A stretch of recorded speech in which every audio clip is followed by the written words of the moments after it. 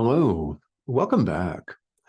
Today, we're going to look at an enormous waste of energy. Yeah, a colossal waste of time, of space, time, oxygen, an exercise in complete futility. Isn't that exciting? Yeah. This is one of the things that we complain about in the world is wasting our time. I mean, it is one of the things that rises to this level of our most frequent complaints. When you really think about it, we complain that someone else is wasting our time. We become impatient because someone or something or a news article is wasting our time. We think other people are wasting our time, or we waste our own time, and we're aware that we're wasting our own time, but we complain about it nonetheless and persist in wasting our time nonetheless. An enormous waste of time and energy and exercise in complete futility. So, what does this have to do with spirituality? Well, everything, of course. What does it have to do with the Course in Miracles? Again, the answer turns out to be everything. We're working our way through chapter 9, section 1 of the text, the acceptance of reality. Now, the title of this section should tell you everything that you need to know. We expend our energy, our energy that we deem to be precious, our life force that we deem to be everything we've got. We expend this time, we expend our mind, we expend our brain power, we expend our muscle, we expend our wallets, our bank accounts, everything that we here in the world appear, emphasis on appear, to have. Denying truth is an enormous waste of energy. Paragraph 11, we're spending time on just this paragraph today. Denying truth is an enormous waste of energy. These are Jesus's words. I didn't make this up. Let's be honest with ourselves and think about how real of a situation this is, how true it is. In truth, there's nothing real about everything that we're going through because we're not a body and there is no world. But here, when we think that we are, we're actually denying truth. We're making a decision, a repeated decision. Yes, it's habitual, but once you become aware, congratulations, you're aware that it's a habitual decision. We now have the opportunity to accept truth just as it is, which I invite you to do, or deny it. And when we continue to deny it, we experience more of the same. We insist that no, this is me. It's got to be me, right? I can feel this, so it's got to be me. I appear to see things, appear to see things with the body's eyes. It's got to be me. This is real. My biology textbook said. My science teacher said. Great, fantastic. This is our choice in the present moment to either accept truth just as it is or deny it. And let's all be honest with ourselves. Denying it is an enormous waste of energy because we experience more of the same. We experience exactly what we don't want. And you may vocally profess that you don't want more suffering. At the very least, you think this, and you've thought it a lot, or you wouldn't be watching this. This wish to no longer suffer and have what we really are, the peace of God, is what drives each and every one of us into this myriad number of different practices that we call spirituality. The core of this, the essence of this, setting the ego aside and accepting truth just as it is exactly the same. It's the outer rituals that appear to differ, and a lot of them are based on the part of the world where you're from. Particularly the traditional religions have grown up in response to the cultures of that area and that particular time frame. And you could say the same about all of the other spiritual practices that exist here in the world. The core of it is exactly the same. It's only the means, the outer rituals, the prayers, the liturgies, the meditations, whatever it looked like, those appear to be different. They're not different. That's just the way it appears. So when we deny truth, when we insist that no, we're a human body, individual self-sustaining survival unit, and yeah, oh by God, yeah, I'm competing against other individual self-sustaining survival units because my brother's going to take my stuff. Yeah, he's going to take my lawnmower if I don't lock the back gate. He's going to take my money. He's going to, I better plan and plot against him. Sound exhausting? That's what we do. It's an unflattering picture, to be sure. There's nothing relaxing about this. We expend just about, when you really think about it, all of our time denying truth. We do not tend to even remember or acknowledge the present moment. We spend just about all of our time engaged in thoughts of the future or the past. The past is gone. We would readily accept that statement. It's true. The past is gone. It's not here. The same is true of the future. It's not here. Your sales meeting on Monday at work is not here today. If you're at the sales meeting, okay. But you're watching this. Very good. It must be a boring meeting, huh? You get my point.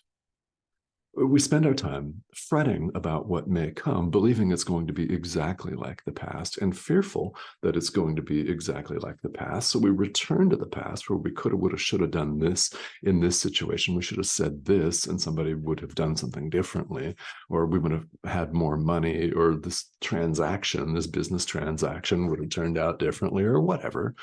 So I better not do this. I'm going to worry about this. I'm going to plot and plan and scheme. Where's your mind? Well, it's nowhere.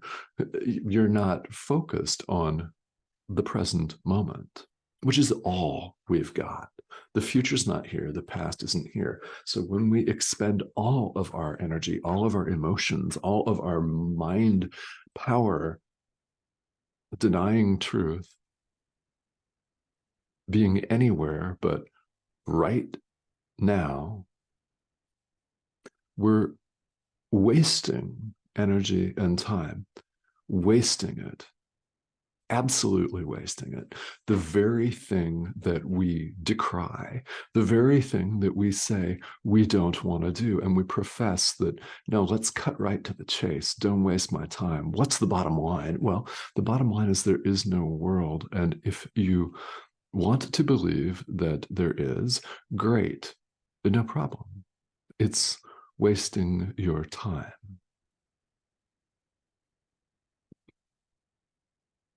I've said many times, and it's coming up again, hardly a surprise.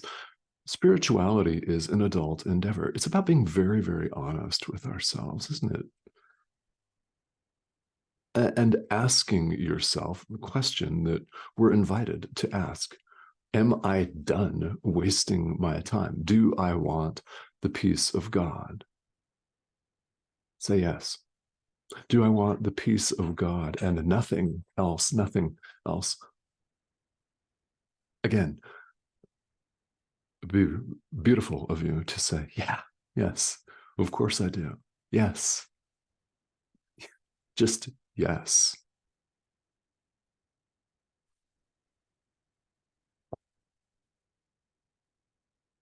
We're attempting, when we deny truth, to achieve the impossible.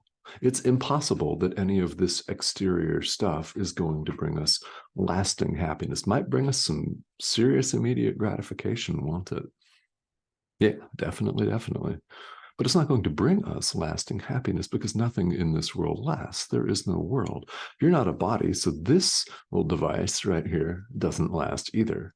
And it doesn't look the same from one day to the next. I didn't used to have all these gray hairs, for example. That's just one example. So we're invited to look for happiness where it really is, which is inside. Not in any of this exterior stuff. Not saying don't have a lot of money. Great. If you've got a lot of money, great. No problem. If you're making a lot of money, great. No problem. That's cool. I mean, you're here paying attention to a video on A Course in Miracles. So you know that there's more to it than just all of this.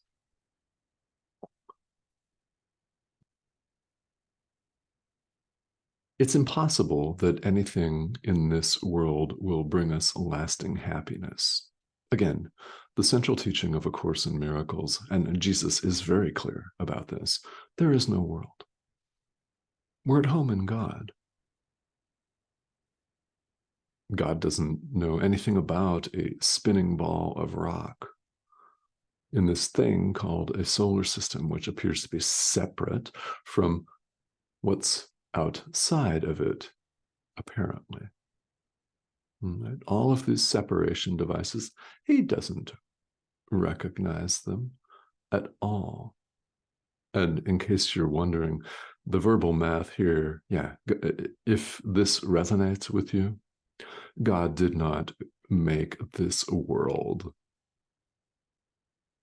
Perfect love does not create a changing condition. Perfect love does not set up situations where its creation fumbles over itself, constantly getting in its own way, staggering and falling on its face, and getting up and doing the exact same thing all over again and expecting a different result.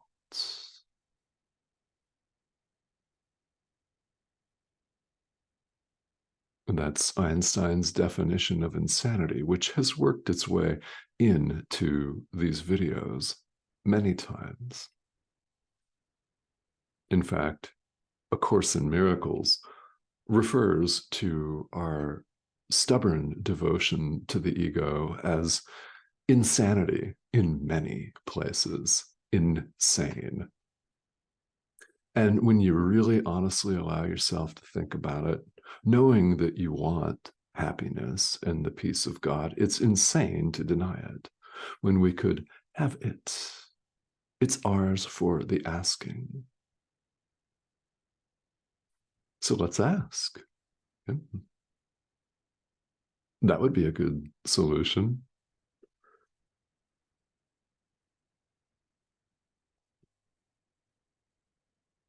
We're also told in this very direct and hopefully uplifting, but if you prefer hard hitting, cool. In this paragraph, paragraph 11, that it's a fact that God is love. fact. In fact, God is referred to as fact, fact with a capital F. Only God is. God is love. This does not require belief, but acceptance. This is important. You don't have to believe that God is love. In order to experience the love of God and nothing else, we accept it, that God is fact. God is love. It's a fact that God is love. This requires our acceptance, not belief. Our acceptance means there's nothing that we have to do but accept it, allow truth to be just as it is. There is nothing else.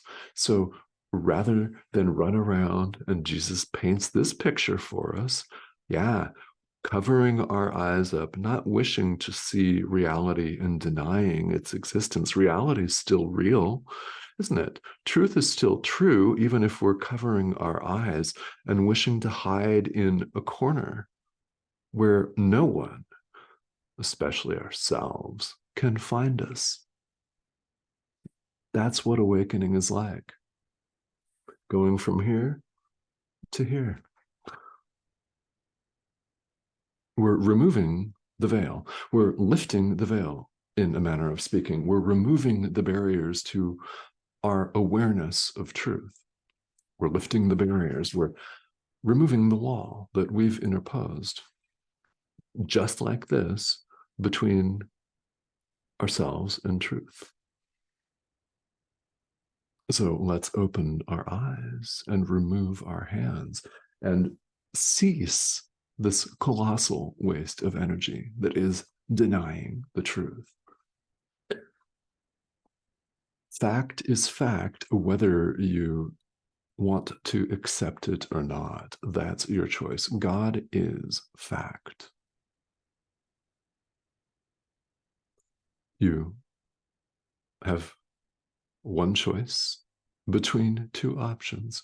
You could accept that God is fact. God is love. Of course he is.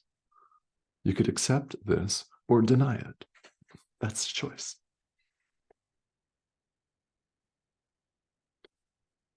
And I'm not just talking about you specifically. It's all of us. There is only one of us, after all.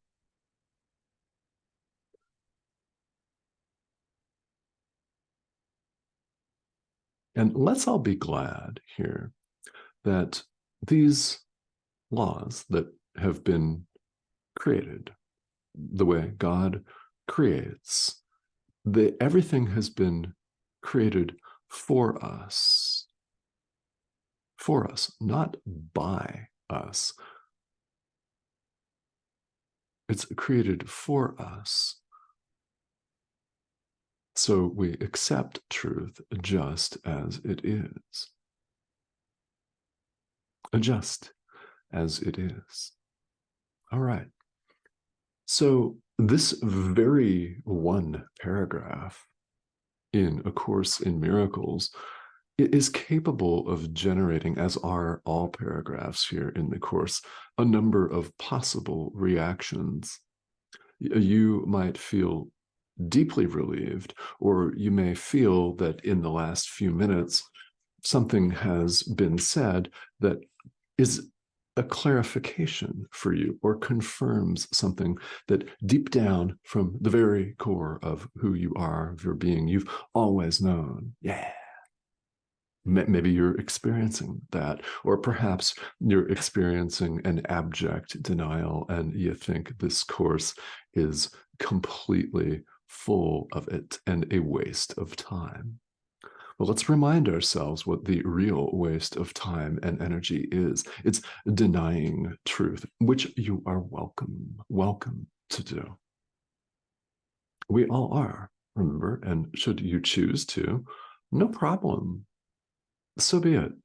Understand that this urge to run off and hide is the ego.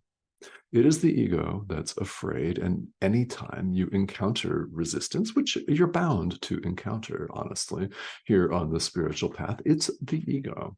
Expect it. I mean, don't expect it to go quietly. It thinks it's real, after all.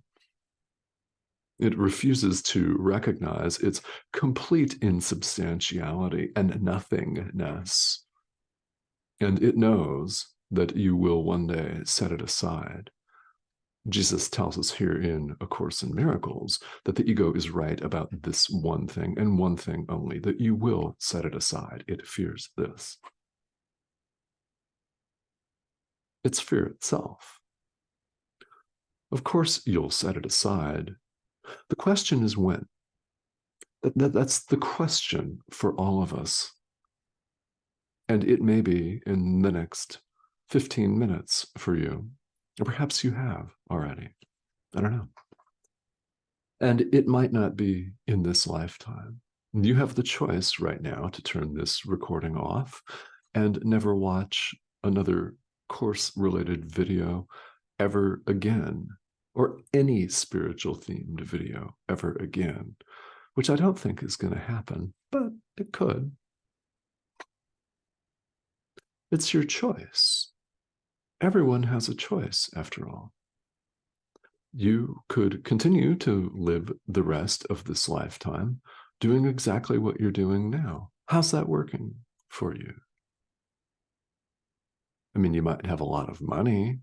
You might have a red hot, sexy lover or a beautiful new car. You might be drinking rather beautiful and tasty and exalting and expensive bottles of wine. Maybe a nice Bordeaux, a nice Margaux or Pauillac. I mean, I'm just saying. You might be experiencing all of those things, yet are you experiencing the peace of God and nothing else?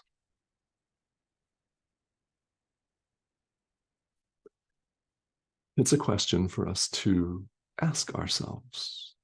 So along the way, it's expected, it's definitely expected that questions will arise.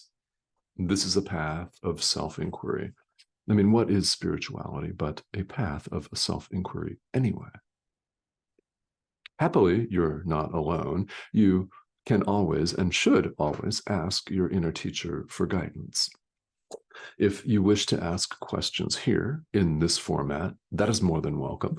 And I'd love to hear from you. We've had some really, really wonderful dialogues here, especially recently, where a number of you have joined us. So if you have questions, please ask them. The subscription button, by the way, is right here in the corner of your screen. So go ahead and click on that and join us here.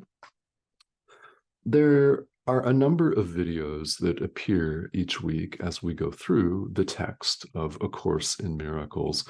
And I invite you to continue to tune in here. Thank you for joining me, and I will see you soon.